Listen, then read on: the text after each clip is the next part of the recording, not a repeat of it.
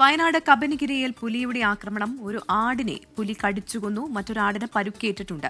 മേഖലയിൽ കഴിഞ്ഞ ദിവസവും പുലി ഇറങ്ങിയിരുന്നു. സുർജിത്ത് അയ്യപ്പത്താണ് വിവരങ്ങൾ വച്ചിരുന്നത്. സുർജിത്ത്, ഈ മേഖല പുലി ആക്രമണമുള്ള സ്ഥലമാണോ, പുലി ഇറങ്ങുന്ന സ്ഥലമാണോ? ആളുകൾ സ്വാഭാവികമായും പേടിയിലാവില്ലേ സുർജിത്ത്?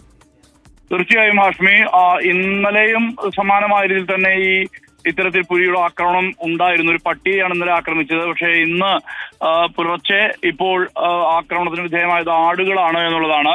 അതായത് രണ്ടാടുകളെയാണ് ആക്രമിച്ചത്. കബനിഗിരിയിലാണ് ഇത്തരത്തിലൊരു സംഭവം ഉണ്ടായിരിക്കുന്നത്. പനച്ചുവട്ടിൽ ജോയിയുടെ ആടുകളെയാണ് ആക്രമിച്ചത്. 3 ആടുകളാണ് ഈ തൊഴുത്തിലുണ്ടായിരുന്നത്. അതിൽ 2 ആക്രമിച്ചു. ഒരെണ്ണം ചത്ത നിലയിലാണ്. അവിടെ ചാരം മൂടിക്കിടന്നൊരു സ്ഥലമുണ്ട്. അതിൽ കൃത്യമായ രീതിയിൽ തന്നെ പുലിയുടെ കാൽപ്പാടുകളും പതിഞ്ഞിട്ടുണ്ട്.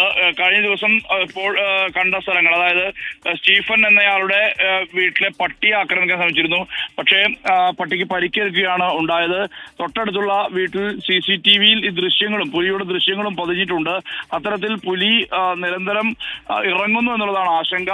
ആ പ്രദേശത്ത് ഇന്നലെ തന്നെ ക്യാമറ ട്രാപ്പുകൾ സ്ഥാപിച്ചിരുന്നു. പക്ഷേ നിലവിൽ വീണ്ടും പുലിയുടെ ആക്രമണം ഉണ്ടായതോടെ ആളുകൾ വലിയ രീതിയിലുള്ള ഭീതിയിൽ ആണ് ഉള്ളത്. സുർജിത്ത് അയ്യപ്പത്താണ്. ഒരു ആടിനെ പുലി കടിച്ചു കൊന്നു എന്ന് പറയുന്നത്. നേരത്തെയും നമ്മൾ സമാനമായ രീതിയിൽ ആടിനെ പുലി കടിച്ചു കൊന്നിട്ട് ഒന്നും ചെയ്യാതിരിക്കുകയും ആൾക്കാരെ കൊല്ലുമ്പോൾ മാത്രം വനംവകുപ്പ് തുടങ്ങിയ പരാതി ഉണ്ടായിട്ടുണ്ട്.